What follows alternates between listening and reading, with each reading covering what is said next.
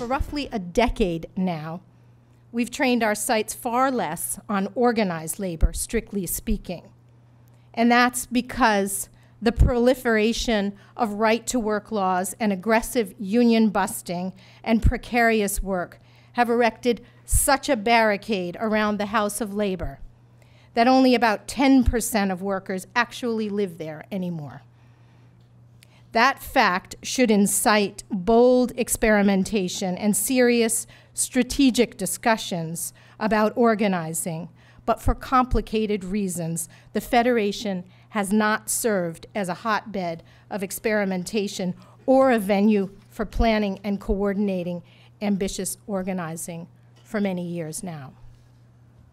And to mix metaphors wildly, the House of Labor has missed the boat or barely gotten on board, notably, for many causes, notably in the case of the massive immigrants' rights organizing in 2006, Occupy Wall Street, mounting protests by Black Lives Matter, climate change resistance, and recently, the AFL's muted response to Trump and his fanning the flames of white nationalism in Charlottesville and beyond. Rather, the promising coalition building and new worker and political organizing is mostly taking place outside of Federation headquarters, at a host of unions and worker centers and within social justice organizations around the country. Aggregation and disaggregation happening simultaneously, meaning wealth and power are aggregating at the top. Fewer people control and own more things, or fewer companies. And simultaneously, work is disaggregating, meaning we work through 20 levels of people. Who signs our paycheck has nothing to do with really who controls our job. Everybody with me on this? And that, so what's fascinating about this is the folks at the top are controlling the economy more, but they want less responsibility legally, morally, for any of the conditions they create. And so the problem is that almost all of our work, we're not fighting the folks who really have power. We're fighting somebody who signs our paycheck. We're fighting the middleman. We're fighting some entity. So I think there's question of understanding disaggregation, aggregation, and saying how do we move up the tree and fight the folks who really have power, which is not what we spend most of our time doing.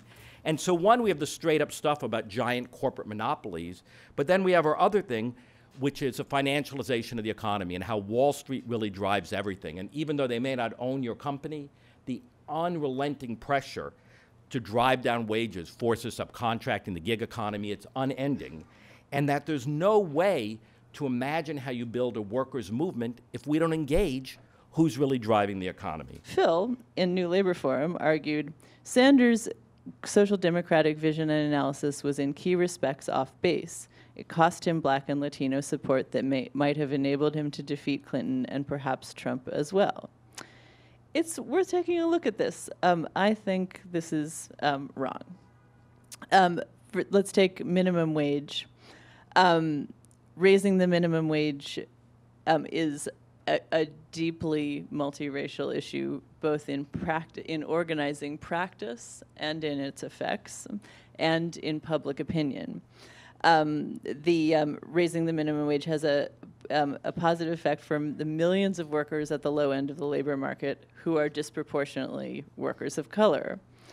Not surprisingly, given how much they benefit, according to the Pew Center, large majorities of Blacks and Hispanics support a $15 minimum wage, and actually only a slight majority of whites. Labor isn't going to survive without communities of color strongly supporting labor. But I don't think labor has processed this reality hardly anywhere.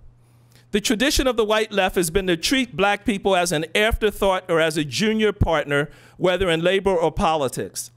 Bernie Sanders, in my opinion, made this mistake, and I voted for Bernie. Jerry Hudson and I wrote a long memo to him, suggestions of things he should do. He didn't do.